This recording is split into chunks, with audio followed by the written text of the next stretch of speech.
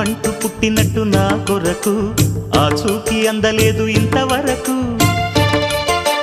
వచ్చింది గాని ఈడు ఒంటి వరకు వేధించలేదు నన్ను జంట కొరకు చూశాక ఒక్కసారి ఇంత వెలుగు నా వంక రాను అంది కంటి కునుకు ఈ అల్లరి గారడి నీ లీల అనుకోనా